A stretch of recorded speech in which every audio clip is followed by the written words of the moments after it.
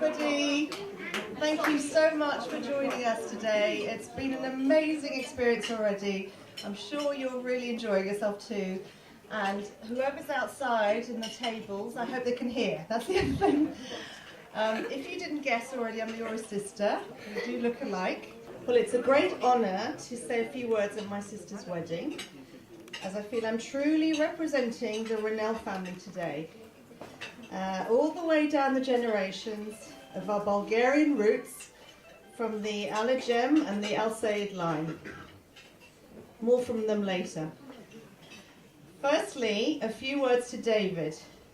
I must admit, David, I really don't feel that we know you well at all. A few years ago, we met in London, and all I remember of the few occasions we actually met is how you boasted you could see all the Arsenal matches free from your flat outside the Emirates Stadium. And how you made my kids laugh by saying the word fridge. I can't seem to say that. In that fridge, in that cute Scottish accent over and over again. Roll on a few years later, and now you're my brother-in-law. Who would have guessed that my sister, a fervent Anglophile, would be swept off her feet by an Arsenal-loving Scot from Nauria, and then leave all her family and friends and move to Israel for him? Well, we knew then, as we know now, that the Scot from Nauria must be pretty special. And yes, David, although we still haven't managed to see you nearly as often as we'd like, we've definitely noticed the wonderful, untold signs of how you are with Leora. Your care, your attentiveness, your gentleness, how you make her laugh so much, and how you put that extra spring in her step. We all know that she's in very good hands.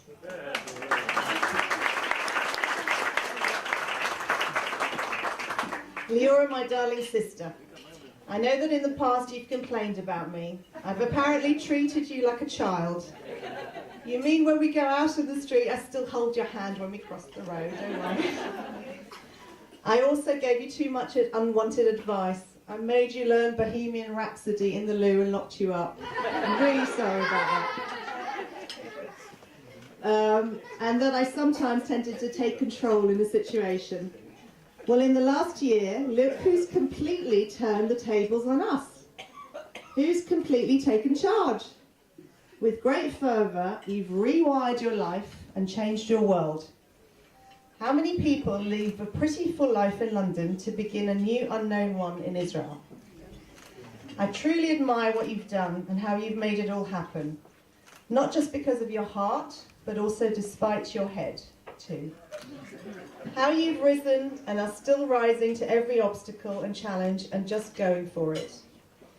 You have entirely deserved your brightest star, your life with David. You're just amazing. And I'd like to mention a few other amazings. Leora, the a cappella singer, gospel chorister, poetry composer, poetry performer, storyteller, songwriter, guitarist, teacher, outing and parting planner, children's entertainer, historian, unusual and appropriate gift buyer, great and loyal friend, etc., etc. The list goes on. But what I love, and what I'm sure David loved too, is your incredible capacity to give. Help, advice, attention, a shoulder to cry on, a laugh to have with, it's always there in abundance. As for me, Leora, it's difficult to condense into a few paragraphs a life with such a close part of your being. You were my most admiring playmate in childhood, my prop in our teens, my confidant in adulthood. You're an incredible aunt to my children, a haven to laugh with, cry and relax, and above all, to be oneself. As adults, we've sometimes had our differences and moments, but as the song goes, God help those who come between me and my sister.